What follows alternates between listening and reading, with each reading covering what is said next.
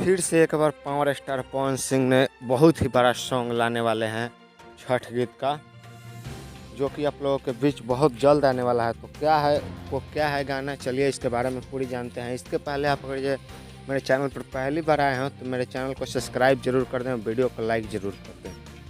इस गाने में आपको मुख्य रूप से साधना सरगम जी आपको इस गाने को जो है गाने वाले हैं साथ मिलकर। तो कहीं ना कहीं ये बहुत ही बड़ा सॉन्ग होने वाला है, क्योंकि जब दोनों आदमी साथ गाएंगे तो गाना हिट होगा ही होगा। गाना आप लोगों के बीच 25 अक्टूबर यानी कि कल आप लोगों के बीच ये गाना आ जाएगा। कल रिलीज डेट है इसका, कल ये गाना रिलीज होगा। तो कहीं ना कहीं ये बहुत हिट सॉन्ग होने वाला है, क्योंकि साधना सरगम जी और पावर स्टार पवन सिंह जी जो मिलकर गाने गाएंगे तो कहीं ना कहीं बहुत ही बड़ा सॉन्ग होगा।